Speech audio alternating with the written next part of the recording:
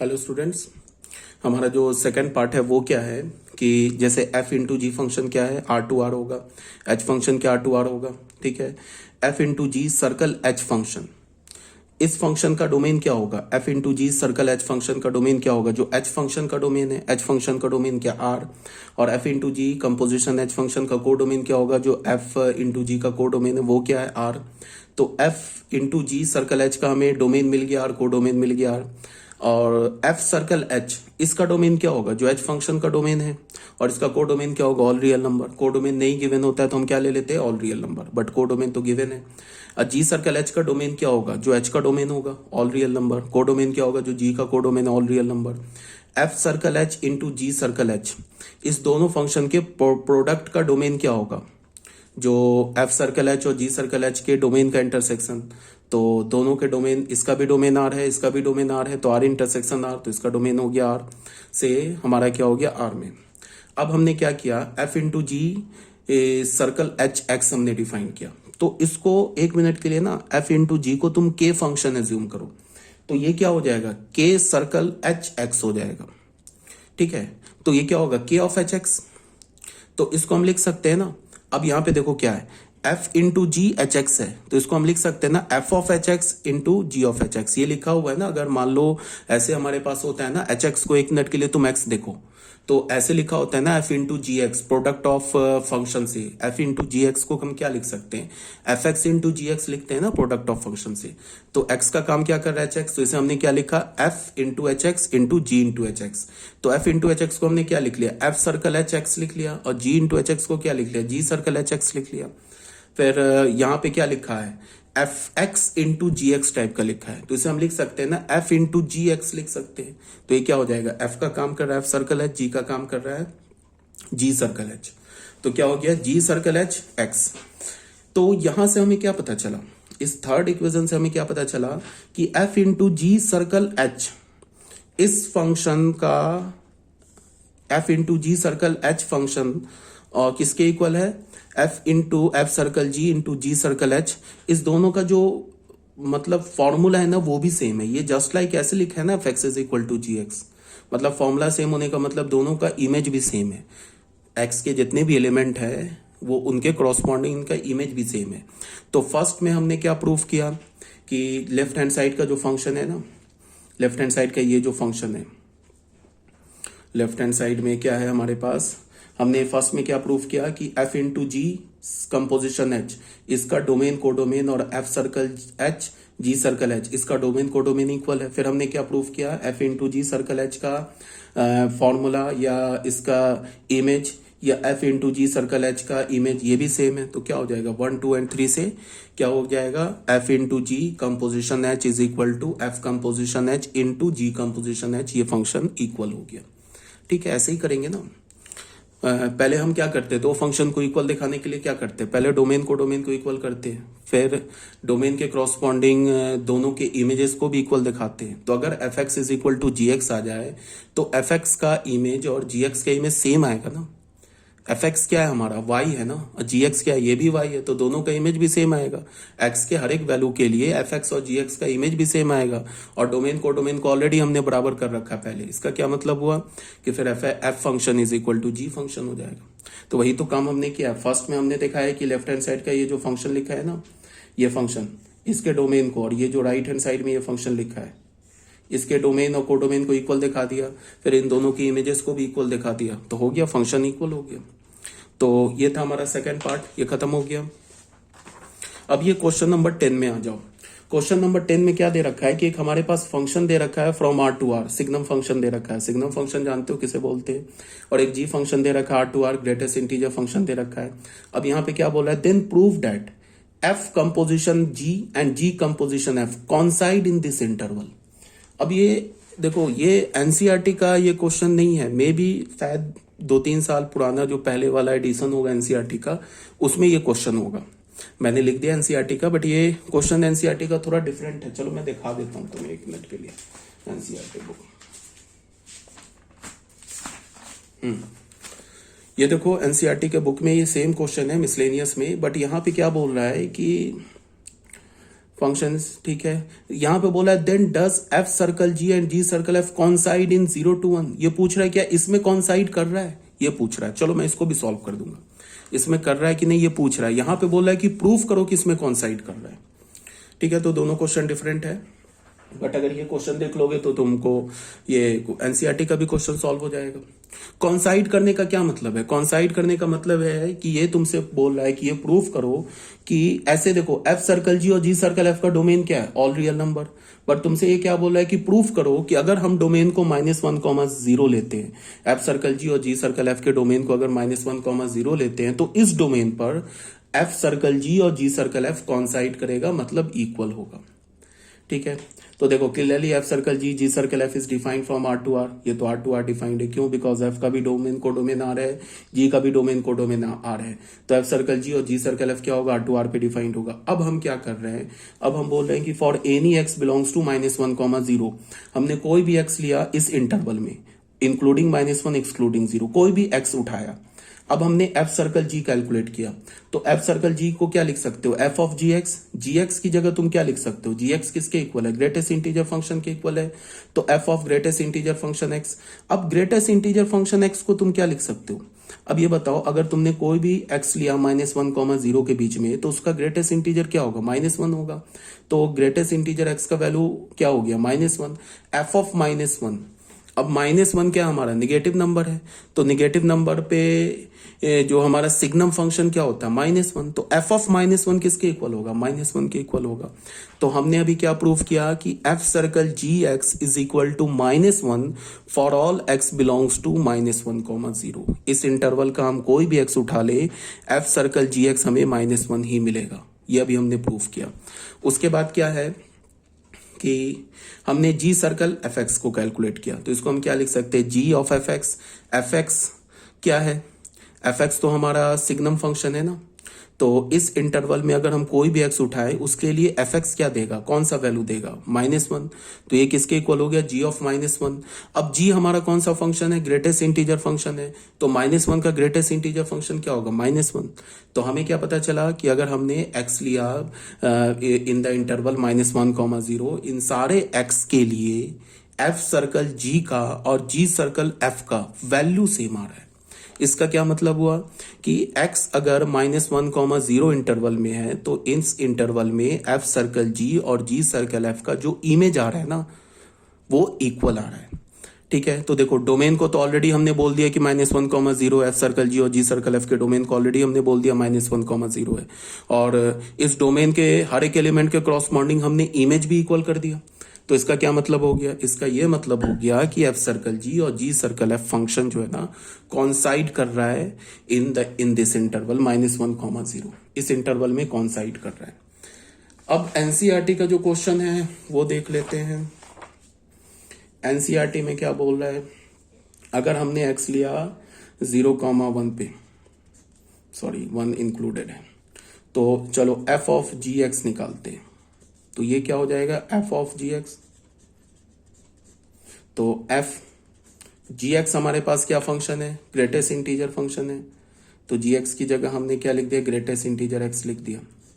तो अगर हमने एक्स कोई भी एलिमेंट उठाया बिटवीन -1 एंड 0 एंड 1, 0, 1 के बीच में कोई भी एलिमेंट उठाया, तो एक काम करते हैं, पहले हम लोग क्या करते हैं कि एक्स एलिमेंट ले लेते हैं 0 से 1 के बीच में। अभी इस पे भी 1 पे भी ओपन कर देते हैं, उसके बाद 1 पर चेक कर लेंगे। अगर 1 पे हमने ओपन कर दिया, तो 0 से 1 के बीच में लिया, तो इसका ग्रेटेस्ट इंटीजर क्या होगा, अगर हमने कोई भी एक्स लिया बिटवीन 0 एंड 1, तो उसका ग्रेटेस्ट इंटीजर क्या होगा, 0। और एफ ऑफ 0, एफ हमारा क्या, सिग्नम फंक्शन, तो सिग्नम फंक्शन का 0 पे वैल्यू क्या होता है, 0। तो एफ ऑफ 0 क्या हो गया, 0। अब जी सर्कल एफ लेते हैं एक्स, तो ये क्या होगा, जी ऑफ एफ एक्स। एक्स हमने क्या लिया है, बिटवीन 0 एंड 1, तो बिटवीन 0 एंड 1 एफ हमारा फंक्शन क्या है, सिग्नम फंक्शन। तो सिग्नम फंक्शन अगर 0 से 1 के बीच में क्या है हमारा, पॉजिटिव है, तो पॉजिटिव है, तो पॉजिटिव का वैल्यू क्या होता है, 1। तो ये क्या हो जाएगा, जी ऑफ 1। और जी हमारा क्या, ग्रेटेस्ट इंटीजर फंक्शन, तो ग्रेटेस्ट इंटीजर फंक्शन ऑफ 1, ये किसके इक्वल हो गया, 1। तो देखो अभी हमने 1 को नहीं कंसीडर किया, चलो एक बार ले लेते हैं, पहले कर लेते हैं। जी ऑफ 1 क्या होगा, एफ ऑफ जी 1 क्या होगा, एफ ऑफ जी 1 होगा। और G1 इसका मतलब g हमारा क्या है, ग्रेटेस्ट इंटीजर फंक्शन है, तो उसका क्या होगा f ऑफ वन पर वैल्यू क्या होगा 1, और g सर्कल f1, तो इसको हम क्या बोलेंगे, g ऑफ f1, फंक्शन का वैल्यू 1 पे, f हमारा फंक्शन क्या है, f हमारा है सिग्नम फंक्शन, तो उसका वैल्यू 1 पर क्या होगा 1, और g 1 पर वैल्यू क्या होगा 1। तो देखो f सर्कल g का और g सर्कल f का 1 पर वैल्यू तो सेम आ रहा है, लेकिन 0 से 1 के बीच में f सर्कल g और g सर्कल f का वैल्यू डिफरेंट आ रहा है। तो अगर डोमेन के किसी भी एक एलिमेंट के लिए अगर f और g के फंक्शन का वैल्यू डिफरेंट आ जाए, डिफरेंट इमेज आए, कोई भी एक एलिमेंट के लिए, अगर डोमेन में इनफाइनाइट एलिमेंट है, किसी भी एक एलिमेंट के लिए, किसी भी एक x के लिए अगर f और g के डिफरेंट वैल्यू आ जाए, तो फिर वो फंक्शन इक्वल नहीं हो सकता है ना। फंक्शन इक्वल तभी होगा ना जब डोमेन उसके कॉमन f और g के कॉमन डोमेन के हर एक एलिमेंट के क्रॉसपॉन्डिंग जो इमेज आए वो इमेज भी सेम आए। देखो 1 पर इमेज सेम आ रहा है, बट इनफाइनाइट वैल्यू है ना 0 से 1 के बीच में, जिस पर इमेज सेम नहीं आ रहा है। इसका क्या मतलब हुआ कि f circle g and g circle f does not coincide in x belongs to 0,1, इस पे वो कॉन्साइड नहीं कर रहा है। ठीक है, अगर 1 पर वैल्यू सेम आ रहा है बट 0 से 1 के बीच में इनफाइनाइट रियल नंबर है जिस पर वैल्यू सेम नहीं आ रहा है, तो ये नहीं कॉन्साइड करे। ये क्वेश्चन एनसीईआरटी का था और ये भी तुम एज एनसीईआरटी मान के इसको सॉल्व कर सकते हो, इसमें कॉन्साइड कर रहा है। ठीक है, ये तो हो गया हमारा क्वेश्चन नंबर 10। अब आ जाओ बच्चों क्वेश्चन नंबर 11 में। क्वेश्चन नंबर 11 में क्या बोल रहा है कि लेट हमारे पास एक फंक्शन दे रखा है, फंक्शन का सेट ए दे रखा है। सेट ए में क्या बोल रहा है, the set of all real number such that x क्या होगा 0 से 1 के बीच में होगा, इंक्लूडिंग 0 इंक्लूडिंग 1। एक सेट ए दे रखा है। ठीक है, एक हमने फंक्शन डिफाइन किया from set A to set A. ठीक है, is defined as f x को हमने क्या बोला, एक्स के इक्वल होगा जब एक्स रैशनल नंबर होगा, 1 माइनस एक्स के इक्वल होगा जब एक्स इरैशनल नंबर होगा। Then prove that f circle f x is equal to x for all x belongs to A. कहने का ये मतलब है कि ये प्रूव करो कि एफ कंपोजिशन एफ या एफ सर्कल एफ जो फंक्शन है एक आइडेंटिटी फंक्शन है सेट ए में।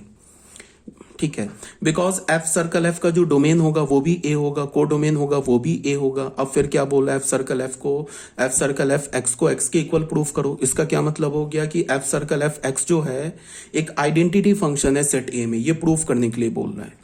फंक्शन कैसे डिफाइन किया है, फंक्शन में बोला है कि एफ एक्स एक्स के इक्वल होगा जब एक्स रैशनल नंबर होगा, एफ एक्स 1 माइनस एक्स के इक्वल होगा जब एक्स इरैशनल नंबर होगा। तो ये प्रूफ करो। तो देखो हमने प्रूफ शुरू किया, हमने क्या बोला कि लेट एक्स बिलोंग्स टू ए।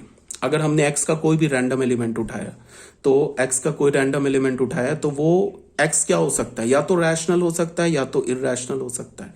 यही दो पॉसिबिलिटी है, तीसरा कोई नंबर तो हो नहीं सकता। तो x belongs to A, then इधर x इज रैशनल और x is irrational. So 2 cases arise, 2 case आ गए। पहला केस में हमने क्या बोला, x को रैशनल बोला। In this case we have f x is equal to x हो जाएगा। अगर x रैशनल है तो एफ एक्स का वैल्यू एफ क्या हो जाएगा, x हो जाएगा। f कंपोजिशन एफ एक्स क्या होगा, वो होगा f ऑफ एफ एक्स। अब एफ एक्स की जगह क्या डालेंगे, x डालेंगे। x को हमने रैशनल बोल रखा है तो एफ एक्स किसके इक्वल है, x के इक्वल है, तो एफ एक्स की जगह x डालेंगे तो ये एफ एक्स आ गया। फिर एफ एक्स क्या हो जाएगा, x हो जाएगा। तो ये हमने फर्स्ट मान लिया। ठीक है, अब सेकेंड केस में x को रैशनल बोला।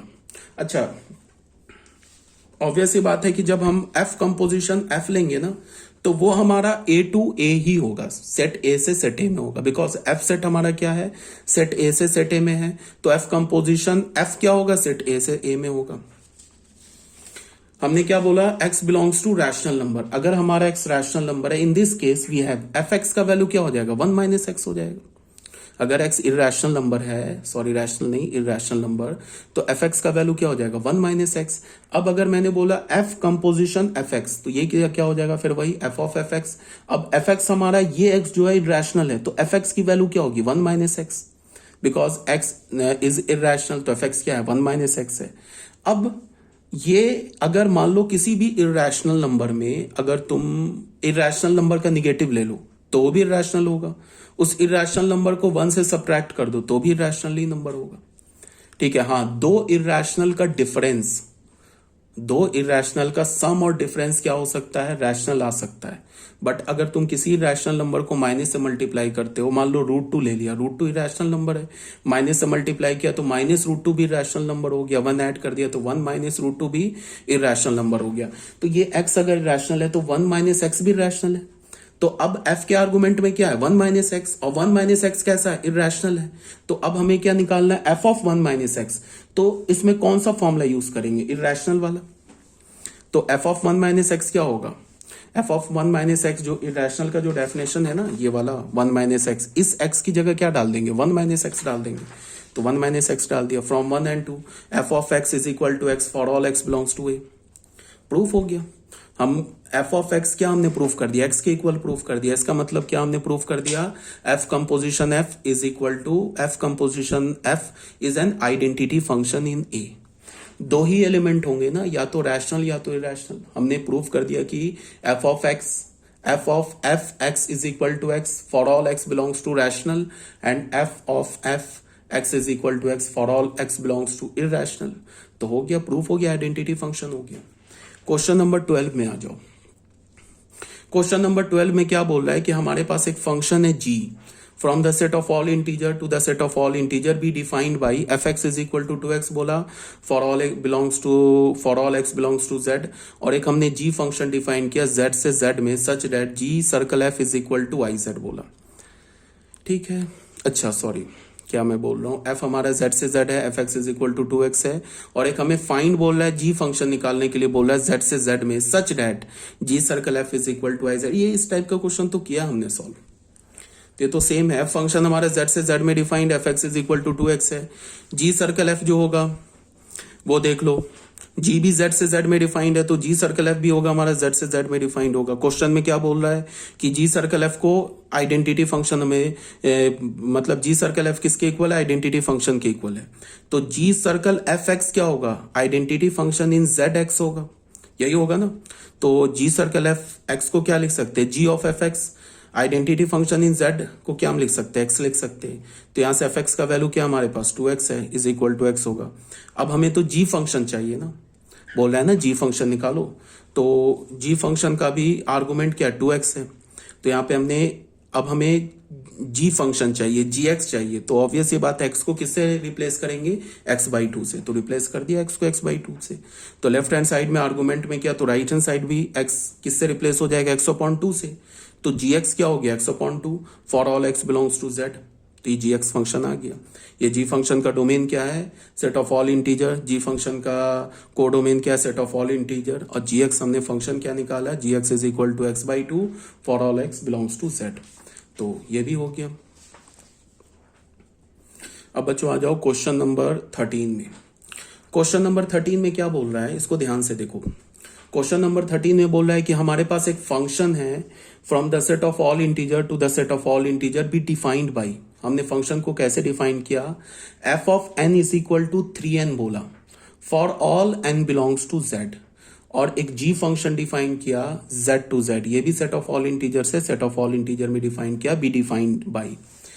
g ऑफ n किसके इक्वल होगा, n/3 के इक्वल होगा। कब होगा, if n is a multiple of 3। अगर n 3 का मल्टीपल है तो g ऑफ n n/3 के इक्वल होगा। और g n किसके इक्वल होगा, g ऑफ n किसके इक्वल होगा, 0 के इक्वल होगा, if n is not a multiple of 3। तो हमें क्या बोल रहा है कि show that g circle f is equal to an identity function in z and f circle g is not an identity function in z। ये हमें prove करना है या शो करना है। तो स्टार्ट करते हैं, सॉल्यूशन में आ जाते हैं। सबसे पहले हमारे पास फंक्शन f जो है वो z से z में डिफाइंड है, फंक्शन g जो है वो हमारा z से z में डिफाइंड है। देयरफॉर f सर्कल g जो होगा वो g के डोमेन से f के कोडोमेन में डिफाइंड होगा। तो g का डोमेन z है, f का कोडोमेन z है, तो f सर्कल g क्या हो गया, z से z में डिफाइंड हो गया। फिर g सर्कल f कैसे डिफाइंड होगा, f के डोमेन से g के कोडोमेन में, तो ये भी z से z में डिफाइंड हो गया।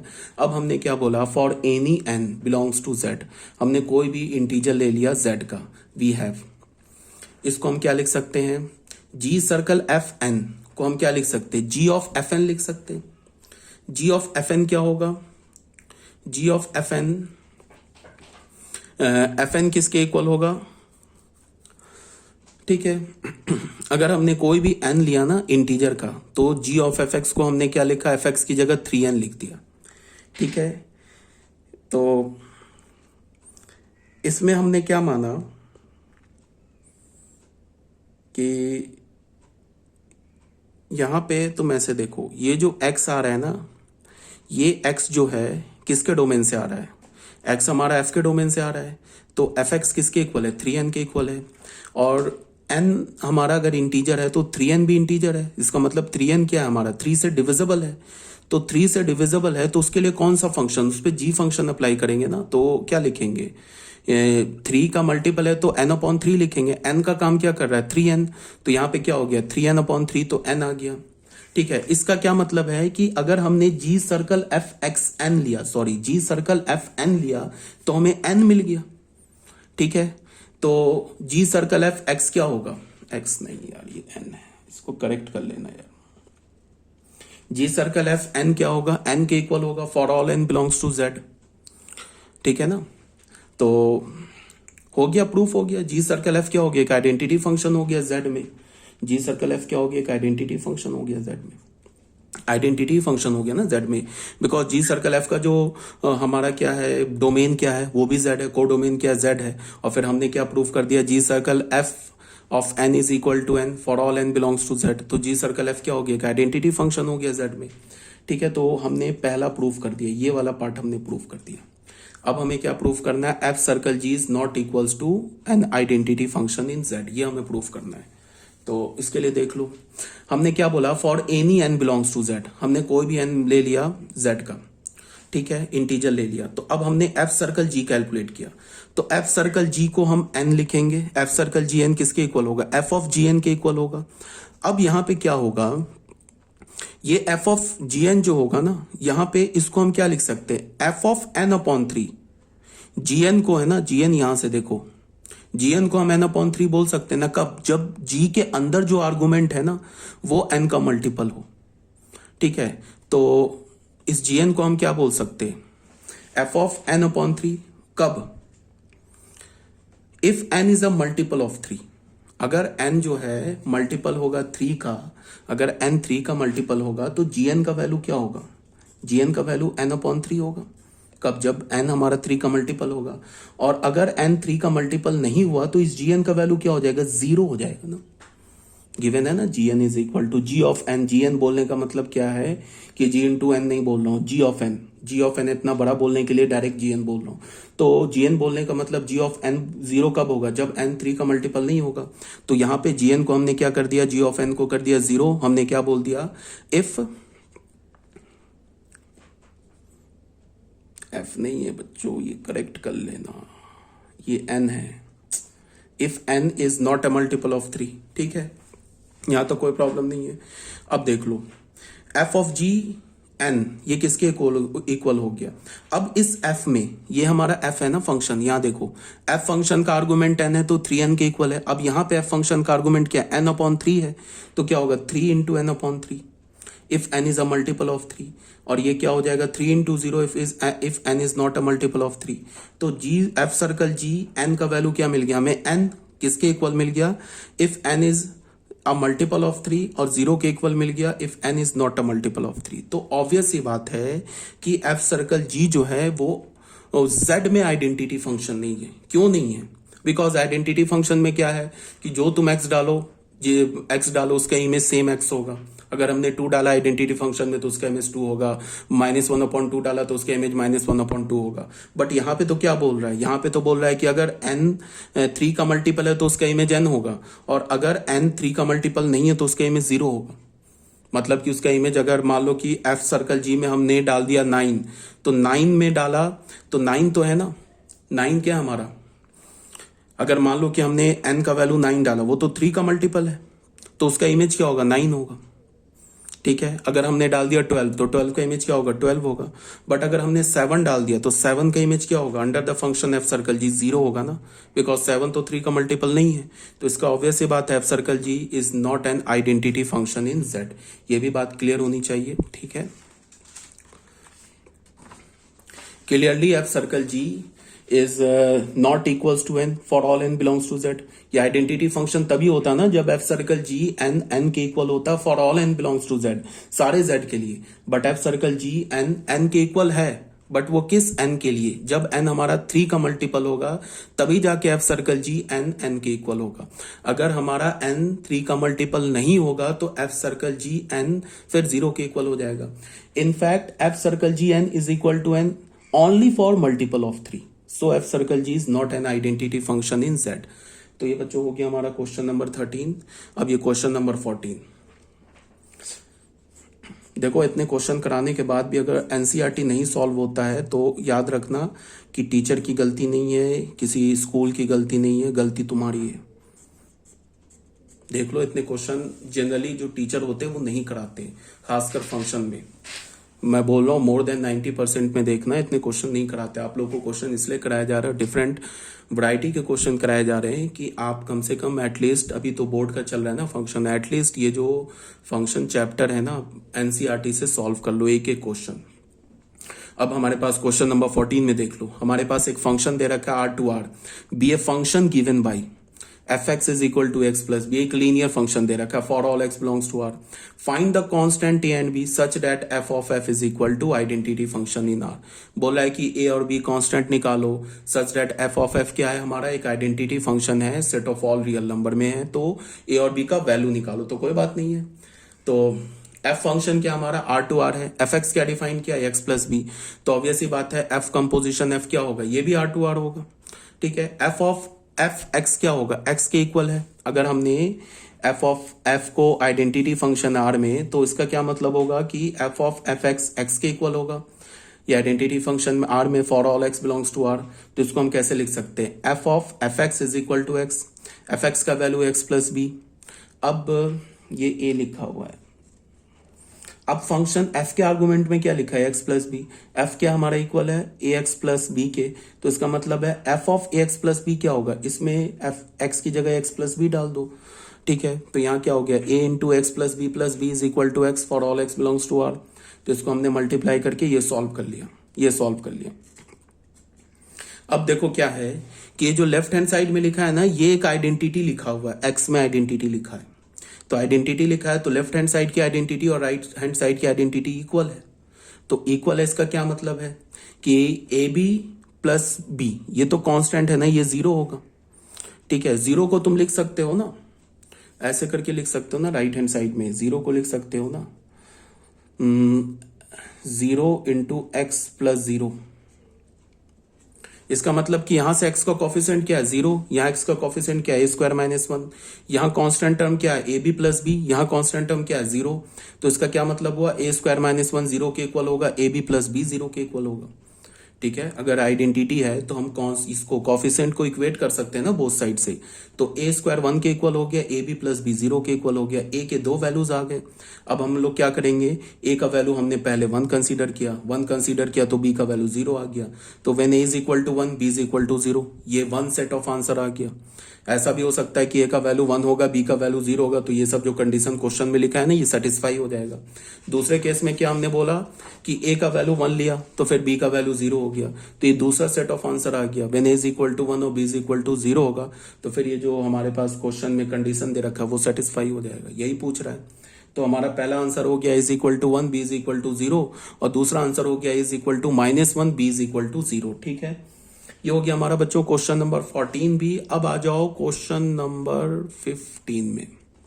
क्वेश्चन नंबर 15 में क्या है हमारे पास, एफ जी 2 फंक्शन दे रखा है from the set of all real number to all real number be 2 functions defined as. 2 function को हमने डिफाइन किया है, एफ एक्स को बोला mod x plus x and g x को बोला mod x minus x for all x belongs to R. Then find f circle g and g circle f. हमें क्या फाइंड आउट करना है, एफ सर्कल जी और जी circle F. तो f x किसके equal है, पहले एफ एक्स मॉड आता है, तो मॉड आने से पहले हमारा कर्तव्य क्या बनता है, जब भी क्वेश्चन में मॉड है तो पहले तो क्वेश्चन को पढ़ो ही नहीं, पहले मॉड हटा दो, उसके बाद क्वेश्चन पढ़ो कि अब आगे क्या करना है। तो एफ एक्स क्या लिखा है, मॉड एक्स प्लस एक्स, तो मॉड हटा दिया। मॉड कैसे हटाते हैं, एक बार x को ग्रेटर देन इक्वल्स टू 0 बोल दिया, एक बार x को लेस देन 0 बोल दिया, मॉड हटा दिया। x को ग्रेटर देन 0 बोला तो हमारे पास फंक्शन क्या आ गया, fx is equal to 2x when x is greater than equals to 0, और जब x को लेस देन 0 बोला तो fx का वैल्यू 0 आ गया when x is less than 0। अब gx पर आते हैं, gx में भी वही काम किया, एक बार x को ग्रेटर देन 0 बोला, एक बार लेस देन 0 बोला, तो हमारे पास फंक्शन क्या आ गया, gx is equal to 0 when x is greater than equals to 0 and gx is equal to -2x when x is less than 0। अब यहां पे क्लियरली अब बताओ f फंक्शन का रेंज क्या है, f फंक्शन का तुम रेंज देखो f फंक्शन जो है ना, अब मान लो कि अगर डोमेन क्या पहले फंक्शन का, डोमेन हमारे पास f फंक्शन का जो है वो है ऑल रियल नंबर। देखो x हमारा greater than equals to 0, x less than 0, तो सारे पॉजिटिव रियल नंबर कंसीडर हो गए, सारे निगेटिव रियल नंबर कंसीडर हो गए, 0 भी आ गया। तो रेंज ये डोमेन क्या हो गया फंक्शन का, डोमेन हो गया फंक्शन का ऑल रियल नंबर। अब fx फंक्शन का रेंज क्या है, fx फंक्शन का रेंज है, तुम ऐसे देखो, अगर तुम x का वैल्यू 0 डालोगे तो 0 मिल जाएगा, और अगर तुम x का वैल्यू पॉजिटिव डालोगे ना 0 पे, देखो यहां पे भी 0 मिल रहा है, यहां पे भी 0 मिल रहा है, और x का वैल्यू अगर तुम पॉजिटिव डालोगे तो fx का वैल्यू भी क्या मिलेगा, हमें पॉजिटिव मिलेगा ना। अगर तुम्हें नहीं समझ में आया ये बात तो तुम एक काम करो, ग्राफ जो होता है इसका सबसे बढ़िया तरीका होता है fx का, तुम कर्व ही ड्रॉ कर लो, ये कुछ नहीं लिखा है, fx का ना तुम कर्व ड्रॉ कर लो। fx क्या बोल रहा है, fx बोल रहा है ना 2x के इक्वल है, ये हमारा x हो गया तो 2x इससे ऊपर हो गया,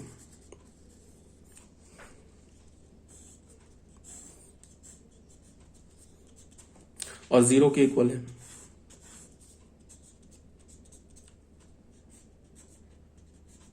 ये हो गया ना y is equal to 2x, ये हो गया y is equal to x, ये हो गया 0। अब रेंज देख के बता दो, बोल रहा है ना कि जब x का वैल्यू 0 से लेके पॉजिटिव इन्फिनिटी है तो हमारा f जो है वो किसके इक्वल है, 2x के इक्वल है, और जब हमारा रेंज नहीं सॉरी डोमेन 0 से लेके पॉजिटिव इन्फिनिटी है then y is equal to 2x, और जब डोमेन हमारा नेगेटिव है then y is equal to 0, तो 0 यही आ गया नेगेटिव x एक्सिस। तो रेंज क्या हो गया हमारा f फंक्शन का, 0 टू इन्फिनिटी, ठीक है। और रेंज क्या है, जी फंक्शन का रेंज क्या है ये देख लो, -इन्फिनिटी टू 0। अब बताओ रेंज जो f फंक्शन का जो रेंज है डोमेन g का क्या है, डोमेन g का तो ऑल रियल नंबर है, तो रेंज जो है ना f फंक्शन का वो g फंक्शन के डोमेन का सबसेट हो गया, तो g सर्कल f डिफाइंड हो गया। जब भी हमें कंपोजिशन लेना होता है ना दो फंक्शन का, तो हम हमेशा क्या करते हैं कि अगर हमें जी सर्कल एफ, अगर एफ जी दोनों आर से आर में तब तो कोई प्रॉब्लम नहीं है, जी सर्कल एफ भी डिफाइंड होगा, एफ सर्कल जी भी डिफाइंड होगा। बट एफ और जी का अगर हमारा डोमेन और कोडोमेन आर की जगह और कुछ दे रखा है तो हम लोग क्या करते हैं, पहले चेक करते हैं, अगर जी सर्कल एफ को हमें चेक करना है ना डिफाइंड है, तो पहले जी सर्कल एफ, तो एफ के रेंज को जी के डोमेन का सबसेट देखना होगा, और फिर अगर एफ सर्कल जी देखना है तो जी के रेंज को एफ के डोमेन का सबसेट देखना होगा। बट अगर तुम बोलोगे कि एफ और जी दोनों आर टू आर डिफाइंड था तो फिर आपने ये रेंज वेंज क्यों चेक किया, तो ये ऑब्वियस ही बात था, इक्वल था तो हाँ ठीक था। बट इससे क्या हो गया, तुम्हें थोड़ा रेंज का आइडिया पता चल गया ना। यहाँ पे ऑब्वियस ही बात है ना, एफ का जी का डोमेन को डोमेन दोनों सेम है, तो एफ का रेंज जी के डोमेन का सबसेट होगा, जी का रेंज एफ के डोमेन का सबसेट होगा, बिकॉज दोनों फंक्शन है ना आर टू आर डिफाइंड। कोई बात नहीं है, बट एक बार हमने यहाँ पे चेक कर लिया, कोई से दिक्कत तो है नहीं।